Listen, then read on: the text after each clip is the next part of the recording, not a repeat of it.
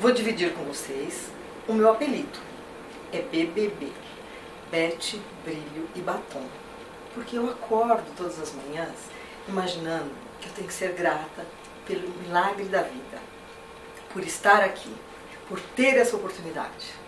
Sou muito grata a Parlare e louvo essa iniciativa do RH Congresso 2015, pois certamente a ideia da Silvia Garcia e do Ricardo Piovan é levar a mais e mais pessoas técnicas que contribuam para as pessoas se sentirem melhor de uma maneira geral, desenvolver potenciais de colaboradores de empresa e com isso está plantando uma sementinha que vai tornar todo esse ambiente que a gente vive uma coisa mais saudável.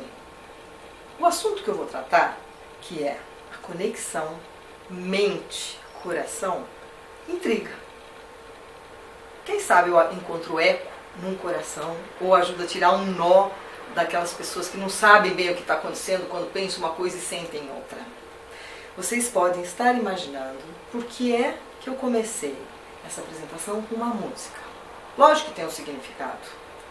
E esse assunto que pode gerar tantas controvérsias, ele vai poder ser parcialmente elucidado. Afinal, o que vem primeiro? O pensamento ou o sentimento? Eu deixo essa questão para logo mais, que a gente vai falar lá na frente, e vamos agora dizer o que se pode elucidar sobre isso.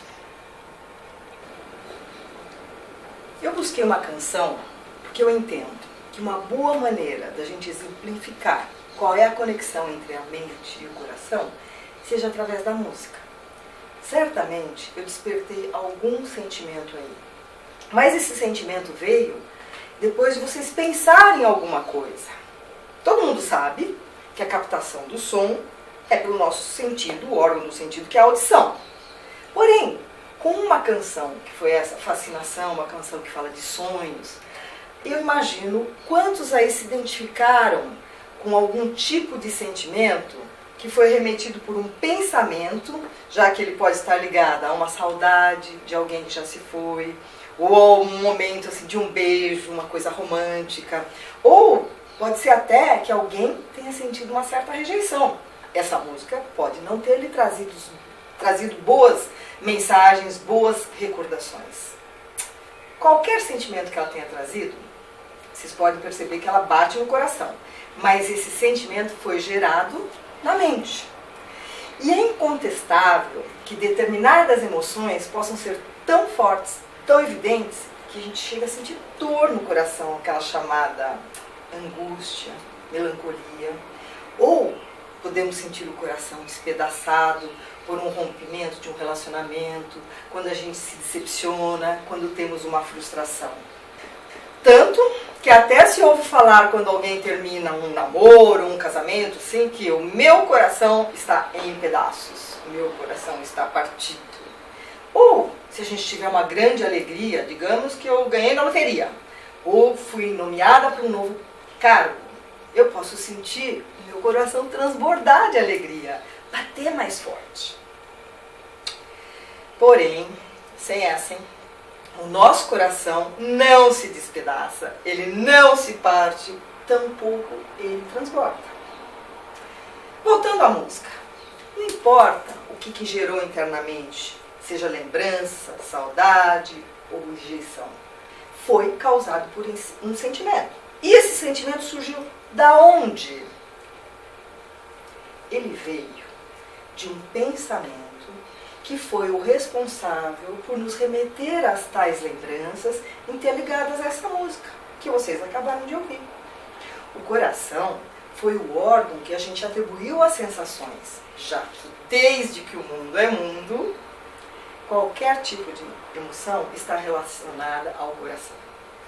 A realidade é que, frente a cada fato, cada situação, o nosso cérebro libera mais adrenalina ou menos adrenalina, mais serotonina, menos serotonina, que é o que vai gerar a sensação de saudade, de alegria, de rejeição, contentamento, tristeza, dependendo da situação que se apresenta.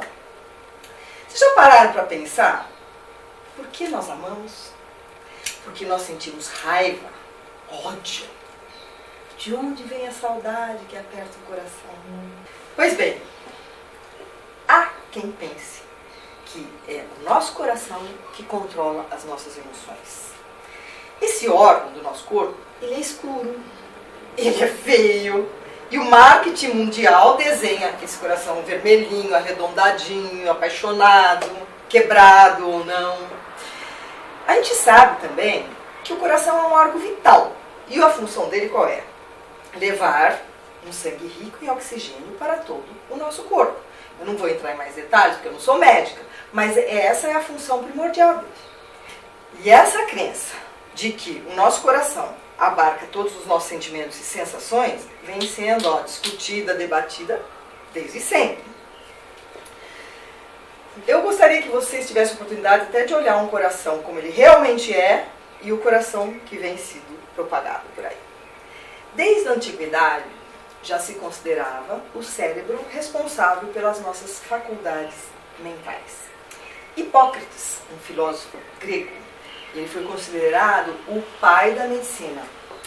Muitos séculos, acho que uns 4 séculos antes de Cristo, ele já afirmava que o cérebro era a sede da mente, ou seja, o receptáculo dos nossos sentimentos.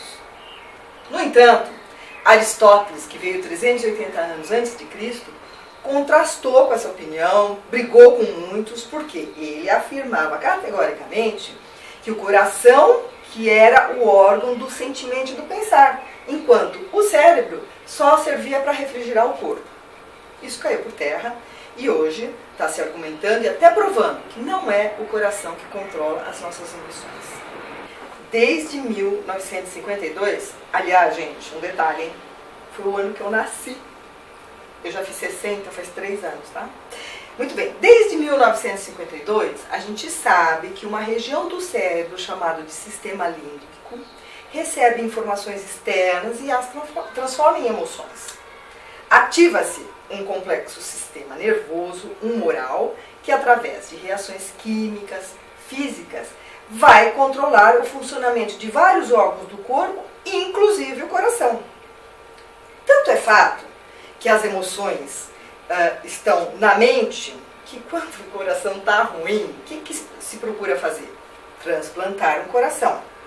Vocês já imaginaram se o coração transplantado do doador, para quem vai receber, viesse carregado de todos os sentimentos e sensações daquela pessoa que doou?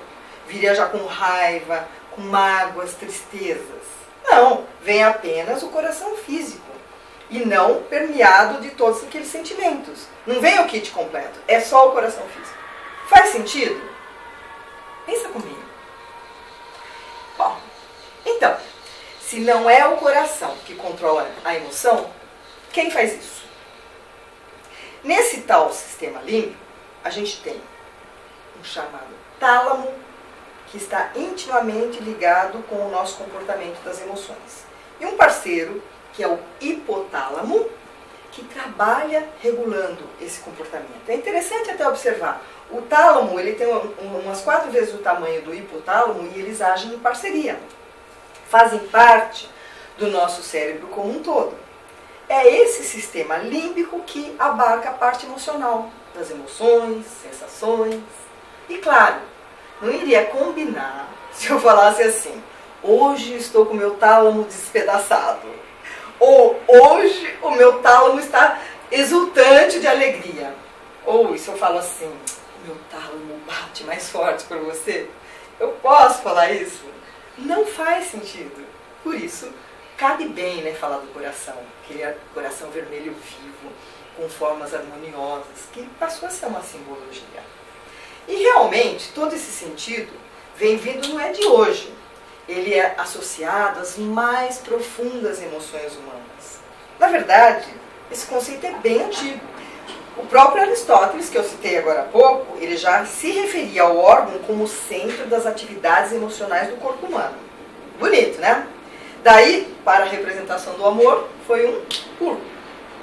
Falando em outras culturas, os egípcios iam mais longe ainda, porque eles acreditavam que o coração era uma parte do corpo na qual residia o nosso espírito e intelecto.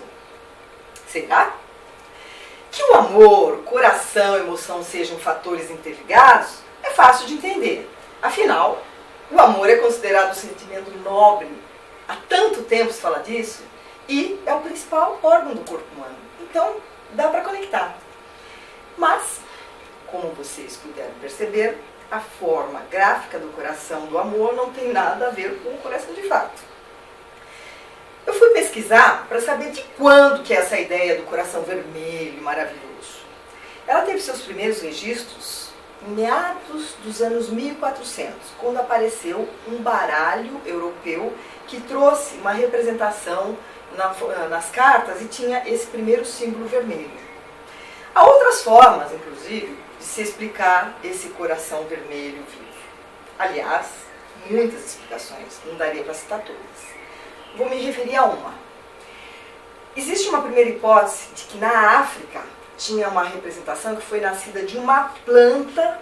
Essa planta tinha um formato que lembrava um coração humano. E esta flor, já extinta, ela é usada também como alimento e como contraceptivo. Esta vagem da planta é que tinha o formato semelhante ao desenho de um coração que a gente conhece hoje. E esse símbolo, então, passou a ser associado com o sexo e, posteriormente, com o amor. Vou deixar de lado um pouco esse coração e vamos voltar às nossas emoções.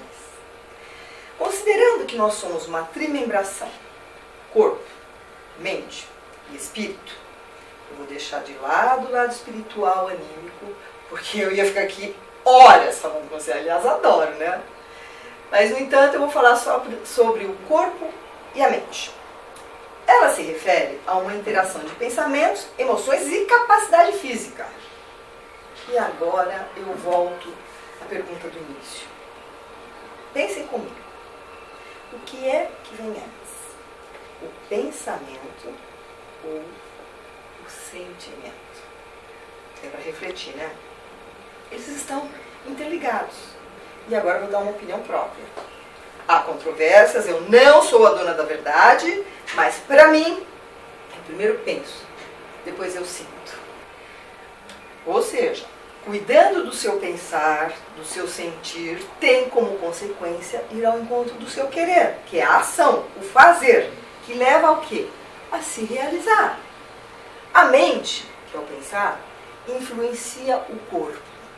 E o corpo também influencia a mente porque ela reage aos pensamentos para o bem ou para o mal. Se isso é um fato, venha ao encontro da teoria que pessoas otimistas estão muito menos suscetíveis a doenças e as mais pessimistas estão mais sujeitas a ela. Também faz sentido, né? A quem cabe a escolha? A cada um de nós. Nós fazemos a escolha de como queremos levar a vida. Podemos escolher entre ser gratos pelo que temos ou reclamar o tempo inteiro por aquilo que não temos e gostaríamos de ter. Essa expansão emocional da mente nos leva a uma flexibilidade que nos beneficia e nos faz levar uma vida mais saudável e leve. Gente, problema tem em qualquer lugar. Quem não tem problemas? Todos nós temos. A questão é, como é que eu encaro o problema? Como é que aqueles fatos que se apresentam como obstáculos na minha vida me mobiliza para uma ação? Quem está no equilíbrio mental e emocional, frente a um problema, age. Quem não está, reage. Tipo assim, falar, só comigo, hein? Não, está acontecendo isso de novo. E se faz de vítima. Ao passo que, de acordo com a atitude que cada um tiver na mente, serão geradas emoções que vão reverberar no nosso sistema como um todo, dando algum sintoma. Se eu ficar muito preocupada com o problema, não enxergar uma luz no fim do túnel, o que pode acontecer com aquele problema? Ele vai me gerar ansiedade, a respiração fica mais curta, palpitação, aperto e às vezes até leva a um infarto. Isso mostra como a nossa mente é a base do comportamento humano, a sede dos sentimentos, dos pensamentos e emoções. E a partir dela, é que capilarizamos as sensações que podem ou não nos trazer bem-estar, maior ou menor. Eu queria exemplificar isso que eu estou dizendo sobre como a pessoa reage frente aos obstáculos, contando um pouquinho de mim. Aos 35 anos, eu tive uma crise abençoada e uma doença magnífica. Eu vinha de uma criação de um pai completamente opressor, ditador, que eu quis matar, porque eu não podia namorar, não podia pegar na mão quando namorasse aos 16 anos, tinha que chegar cedo em casa. Então ele foi opressor. Depois eu me caso com uma pessoa que também me tolhe. O que aconteceu? Eu não tinha preparo nenhum, toda essa sensação, esse sentimento foi se transformando num depósito nas minhas articulações e eu tive artrite. E, somado a isso, como estava enrijecendo, a coisa foi para o mental e eu passei a ter uma depressão. Muito bem. Como é que eu reagi? Aquele pai que eu quis matar, hoje eu sei que ele fez o melhor que ele podia. Não tem manual de pai, gente. Eu abençoo. Faz 30 anos que ele morreu e eu abençoo tudo que ele fez por mim. Porque ele queria o melhor para a Betinha, a intenção dele foi positiva. Depois, casada, eu não podia estar tocando toda hora. O marido da época, notaram, hein? O marido da época começou a me tolher, não podia tocar violão nas festinhas, parei de dançar balé. Eu resolvi tocar piano para ver se eu me curava da dor da artrite. E foi realmente a música que me curou. O marido eu larguei. E eu fui virar pianista. Então, aqui está a prova contundente de como eu estava, através daquela opressão, repressão, alguém mandando em mim, eu estava ficando paralisada, eu não dobrava. Olha meu dedinho como me entortou. Quando eu me libertei, me apropriei de mim, da minha vida, como eu imagino todos devam fazer, a dor sumiu. Não é propaganda de remédio, não. Ela sumiu mesmo, hoje não tenho mais nada. E estou aqui falando com vocês, virei palestrante, já tenho 4 CDs, está tudo nos conformes. Eu contei isso aí só para mostrar como é que a minha cabecinha estava me prejudicando no corpo. E quando eu tive força interior para reagir, cá estou eu. Muito bem. Como está provado, essas experiências geram emoção, se manifestam com o medo, a ansiedade, a raiva. No caso, eu tinha assim uma frustração, né? E foi entristecendo meu coração que me deu a tal da depressão. Só que cada um reage de uma maneira. Eu tive forças para reagir. E muitas vezes, o que é a paixão de uma pessoa por algo, para um outro pode ser um desastre, um motivo de ansiedade. Pensa bem, tem gente que adora pular de asa delta, escalar o Monte Everest.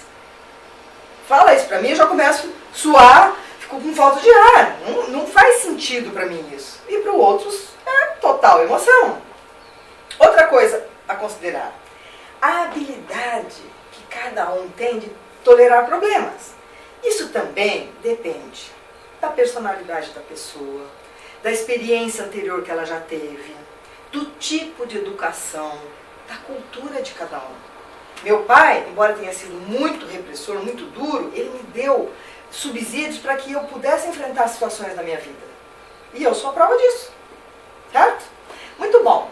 Por exemplo, uma criança que mora na cidade, ela tem medo de insetos. Confere?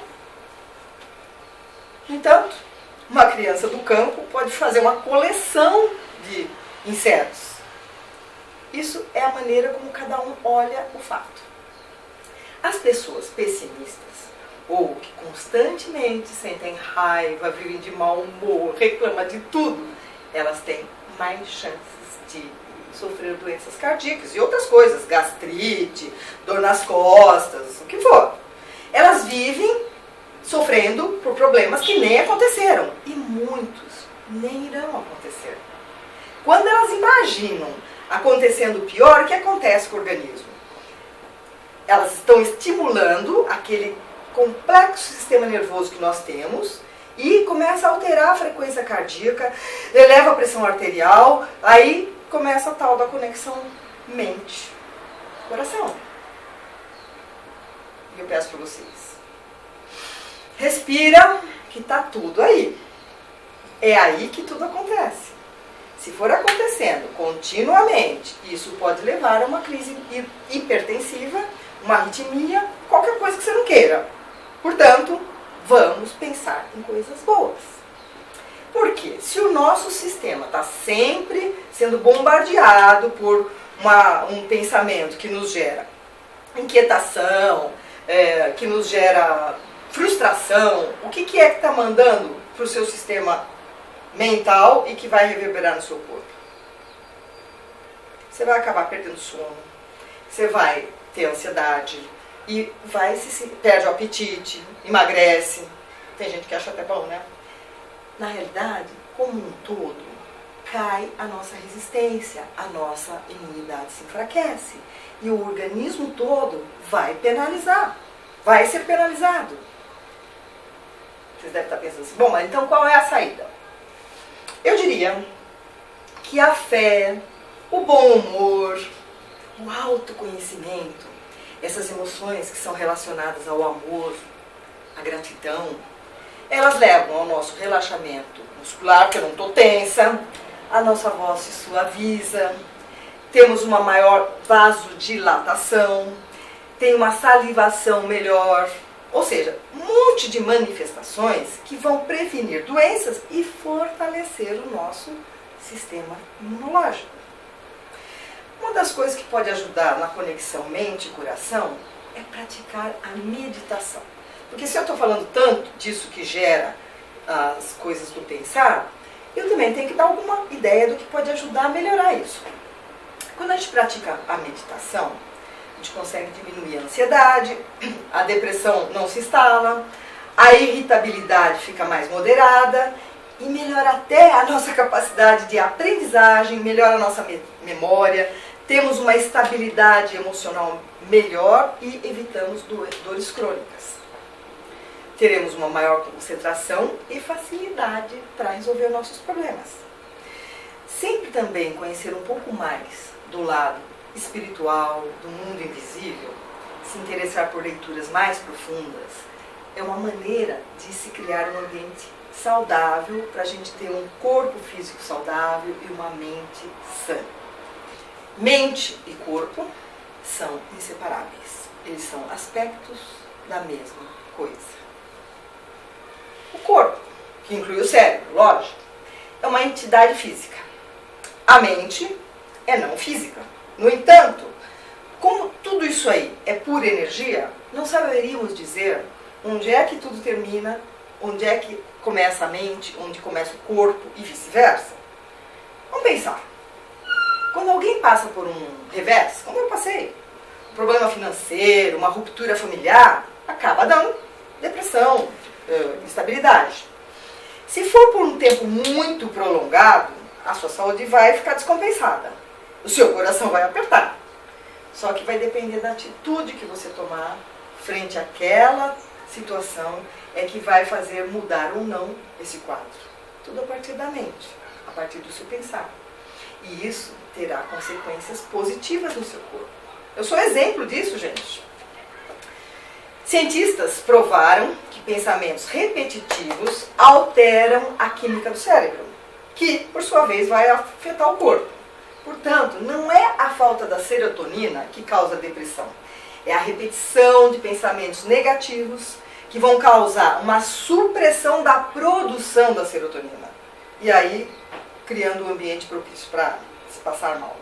E, lógico, aperta o coração, né? Uma das características da depressão, melancolia, da angústia é sentir um aperto no coração. Eu já tive, eu sei, né? Mas, respira. Tá tudo aí. E sempre há esperança. O poder da mente pode ser aproveitado em conjunto com atividades físicas, uma boa alimentação, um cuidado predominante sobre o nosso pensar. Vai levantar? Não vai comer omelete com bacon. Come um pão integral, uma fatia de queijo branco.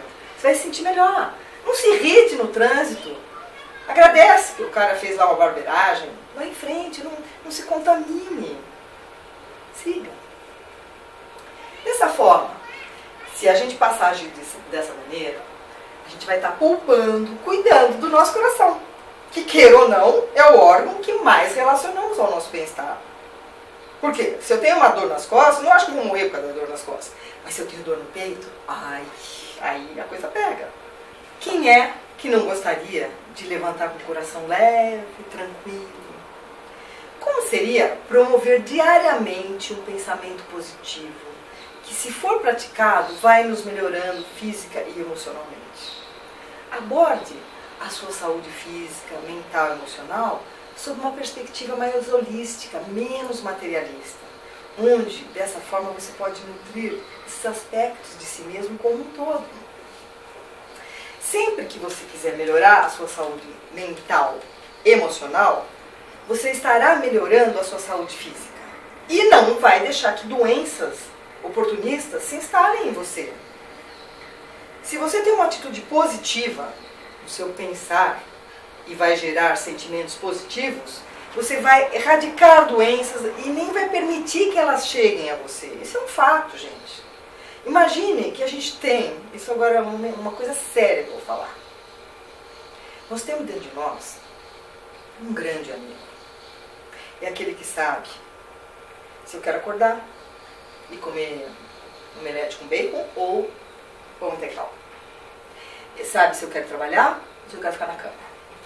Sabe se eu estou com raiva do meu chefe ou não. Sabe se eu estou com saudade de alguém ou se eu quero gente longe de mim. Esse amigo, ele está constantemente com você. Só que eu percebo, na maior parte das vezes que eu estou fazendo essa palestra, que muita gente já se mexe na cadeira, assim, porque não tem tratado bem o amigo. Esse amigo, ele fala com você, muitas vezes. E quem é que não ouve diariamente essa voz amiga e acaba negligenciando, não trata bem, não dá importância? Então eu vou pedir licença ao Roberto Carlos, eu vou dar uma adaptada numa canção dele, que certamente vocês sabem, eu vou estar tocando aqui agora. E se tiver a letra aí para vocês seguirem, vem comigo e vamos perguntar ao nosso grande amigo, aquele que habita o nosso coração e a nossa mente, perguntar para ele assim: como vai você?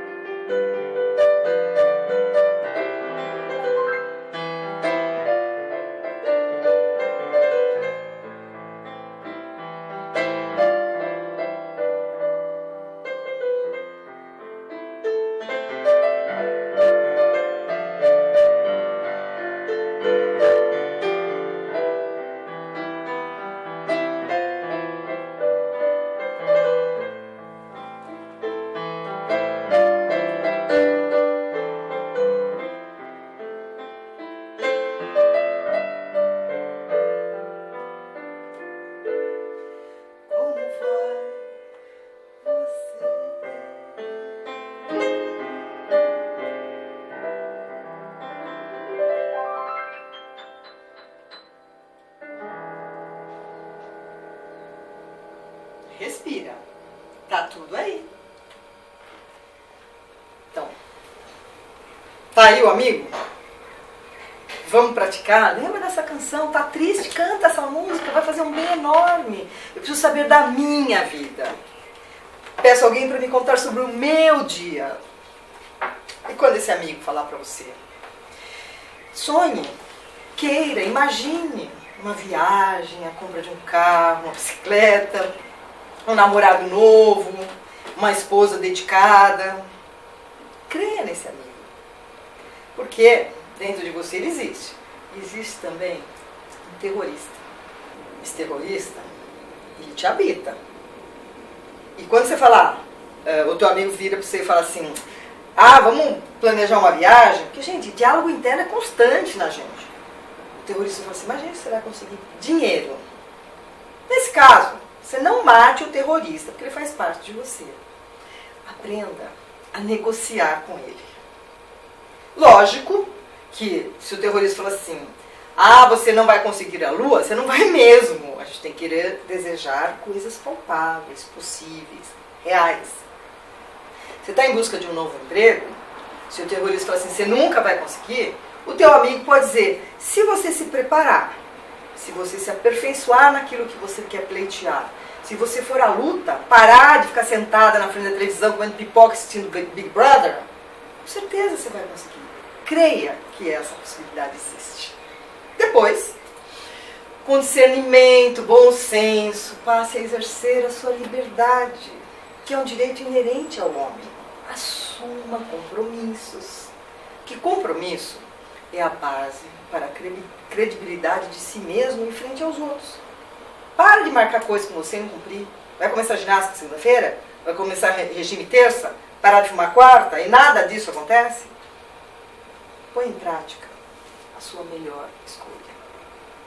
Permita sempre que haja um canal aberto entre a sua mente, aquilo que você pensa, aquilo que você sente e a conexão que fará dessas duas coisas para atingir o seu coração. Você se sinta confortável ou não. O universo, ele acolhe toda a nossa intenção e nos dá uma resposta. Claro, desde que ele perceba na gente ações que demonstrem que a gente quer chegar lá. Porque também se você não fizer nada, vai ter mais do mesmo. Quem é que quer ter mais do mesmo, né? É insano pensar que se eu tenho sempre o mesmo comportamento, eu vou mudar a resposta. Eu só mudo uma resposta se eu mudar o meu comportamento. E como hoje nós estamos falando da conexão mente e coração, essa percepção se dá se eu cuidar do meu pensar, do meu sentir e do meu querer. Através do amor incondicional, através da gratidão. Tem uma frase que quando eu estava bolando essa entrevista, eu escrevi assim, mas não sei como, saiu, sabe? E eu vou partilhar com vocês. Percebam que sendo parceiros de seus pensamentos, vocês vão ganhar um aliado das suas emoções. Como fazer isso? Eu vou dar algumas dicas de comportamentos que podem ajudar. Que seria? Você se sente só? Eu diria que a partir de hoje, não mais. Me permite isso? Se interessem não apenas por vocês, que é importantíssimo ter esse interesse por nós mesmos, do que eu me alimento, quais são meus pensamentos, com quem eu estou me relacionando. Você está com gente que não te acrescenta nada, vai ficar junto para quê? Então, quando você vai expandindo o seu pensar, o seu sentir, olhando o planeta, se você tem que cuidar da água que você gasta, se você recicla a pilha, se você cuida do que pode danificar, se as suas ações não vão interferir no bem-estar do outro, tudo isso já contribui para que você vá se sentindo melhor. Quando eu falei do amigo, é o seguinte, quem daqui não acorda olhando no espelho e reclamando? Ai, tem mais ruga, minha barriga aumentou, gente, tá sol, tá calor. Como seria olhar no espelho como essa senhora que olha e se vê jovem, ou como uma criança que se vê pela primeira vez olhando no espelho e acha graça? Então, vamos perceber que isso tudo ajuda. Como eu estou tomando a liberdade de sugerir algumas coisas para o nosso bem-estar, para fazer bem essa conexão mente-coração, eu queria também expor uma trilogia que é uma conclusão minha, não é a verdade absoluta. O que é que sustenta o equilíbrio, o bem-estar, a paz interior do ser humano? Na minha opinião, é a liberdade, que a gente deveria nascer com ela. Nós somos livres, só que se você nascer num país como os Estados Islâmicos, você não vai poder exercer. Aqui, pertinho, em Cuba, você exerce a liberdade? Não. Então, importante procurar no dia a dia, exercer a sua liberdade. Escolher com quem está, escolher no que trabalhar, escolher o que comer. São direitos inerentes ao homem. E se você não está tendo essa liberdade, vá atrás. Uma outra coisa que sustenta esse patamar de equilíbrio seria o compromisso. O compromisso, gente, não é só com o horário. É o compromisso com aquilo que eu digo, com a verdade para mim. Se eu falo, penso uma coisa, falo outra e ajo diferente, cadê o compromisso? Isso causa um caos interno. E aí já se danou a conexão mente-coração, porque eu vou me sentir mal. E a escolha? A escolha é o que mais pega no ser humano. Porque da hora que você acorda, da hora que você vai dormir, você escolhe. E se você não fizer boas escolhas, não estou dizendo assim, por onde vou, que roupa pôr. Estou falando de escolhas de vida. A escolha de vida é importantíssima. Que emprego ter, que profissão seguir. Tudo isso é importante. Convido vocês a me acompanhar aqui assim, ó. Liberdade, liberdade, abre as asas sobre nós, e que a voz da igualdade seja sempre a nossa voz. Exercitem. Recapitulando, como todo bom aluno, nós temos que considerar liberdade, compromisso e escolha. E essa escolha, lógico, é a que mais pega. Porque o universo, ele acolhe a nossa intenção. Ele nos dá uma resposta.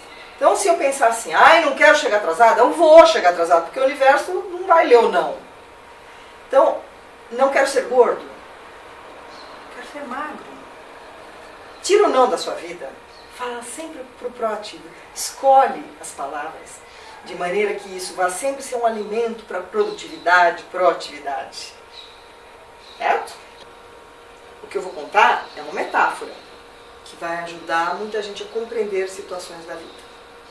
Quando a gente nasce, um anjo vai na maternidade e nos oferece uma caixa de ferramentas parecida com essa, só que ela vem vazia. E esse anjo diz pra gente assim: ao longo da sua vida, vá sempre comprando ferramentas para serem utilizadas de acordo com cada situação da vida. Então, vamos lá. A minha já tem uma trena. Para que serve a trena? Eu posso medir o tamanho de um problema e não transformar uma lagartixa em jacaré. É uma tendência, né? Outro dia alguém numa palestra falou assim: para medir a língua da minha vizinha. Também. Aí o que eu preciso mais? Uma fita isolante. Para quê? As relações às vezes não parece que estão dando curto-circuito, um fala, o outro assim. Tenha fita isolante na sua caixinha. Pilha, hein, gente? Quantas pessoas, eu inclusive, às vezes vou me deitar, estou com a bateria completamente descarregada e preciso de uma pilha nova. Precisamos ter, isso aqui é uma chave de fenda, né? Outro dia eu até errei na hora de falar, uma chave de fenda para fazer os ajustes pequenos em situações delicadas. É bom também, hein? A gente ter aqui como é que chama aqui? Estetoscópio. Então, para quê? Para ouvir o meu coração. O que a minha mente está fazendo que está me dando uma sensação aqui no coração? Ou ouvir o coração do meu próximo. Importante isso, nós não estamos sozinhos nesse mundo. Temos aqui também um fusível para trocar, de vez em quando queima. É bom ter uma lupa para avaliar exatamente como está a situação. Estão percebendo? Cada situação na vida da gente requer uma atitude diferente. Por quê? Se eu a vida inteira comprar uma marreta, um martelo, como é que vocês acham que eu vou reagir aos problemas? Pode falar. Tudo na porrada. E não é isso que a gente quer. Tá certo que às vezes a gente precisa ser duro, tem que saber dizer não. Mas isso aqui, vamos deixar de lado. Isso é em caso extremo. Não precisamos disso. Essa caixinha de ferramentas, ela pode ser aumentada, ela pode ser trocada, falar isso aqui não me serve. E o que eu pretendo com isso? Que cada um de vocês que está me escutando possa ter um pouco de equilíbrio, satisfação interior, alegria plena. E vou deixar uma lição de casa. para vocês. Como seria hoje, ao se deitar, imaginar se vocês têm uma caixa de ferramenta e o que tem dentro dela? Lembrem de uma situação se vocês usaram a ferramenta adequada. Está completa? Faltam coisas na sua caixa de ferramentas? Como você vem reagindo a cada momento da sua vida? Segunda lição. Como você vem tratando o teu amigo? Aquele que te apita, aquele que sabe tudo de você. Quando o seu terrorista tem impedido você de ir em frente, dar asas à sua imaginação, ir ao encontro dos teus sonhos, o que você pode fazer com ele? Negocia. Negocia. Não fica brigando, se digladiando com ele. Negocia. Ouve um pouco o amigo e vai lá com os seus argumentos. Como você vem exercendo a sua liberdade? Você está permitindo que mandem em você, que fala faça isso, faça aquilo, ou você tem se posicionado? Quantos dos seus compromissos você tem cumprido ou deixado de cumprir? Estabeleça metas palpáveis, razoáveis, e faça tudo para ir ao encontro delas. E o que você tem feito das suas escolhas? Pensa bem. Está escolhendo certo? Eu fiz aqui alguns takes de uma palestra mais alongada do que essa, que é uma palestra motivacional que diz o seguinte: sucesso e boas escolhas andam juntos. Lidere-se a caminho da sua realização. Se vocês quiserem saber mais sobre a Beth Ripoli palestrante, procure a Silvia Garcia da Parlare e lá vocês terão todos os meus contatos. O telefone da Parlare é 4304-8700 e o site é www.parlare.com. Imagino se eu encontrei eco num coração nessa palestra curta, falando da mente, do coração. Numa outra oportunidade, eu gostaria de ter vocês perto de mim para poder, com a minha banda de mulheres, levar mais e mais mensagens positivas, que elas são importantes. Eu queria dizer que toda essência de um ser humano precisa de validação. E a nossa existência, ela está embasada em reconhecimento. Não importa se seja dos outros ou não, mas nós precisamos nos reconhecer e praticar o amor incondicional, que é ter respeito. Quem respeita, pratica o amor incondicional. Quem sente o amor incondicional, pratica o respeito. E o que leva a isso? A um equilíbrio, uma flexibilidade maior, uma ponderação, bom senso. E traz pra gente melhores escolhas. Eu imagino que depois de tudo isso, o nosso pensar, o nosso sentir e o querer, a partir de hoje, serão uma semente para um mundo melhor. Porque a vida é bonita. É bonita e é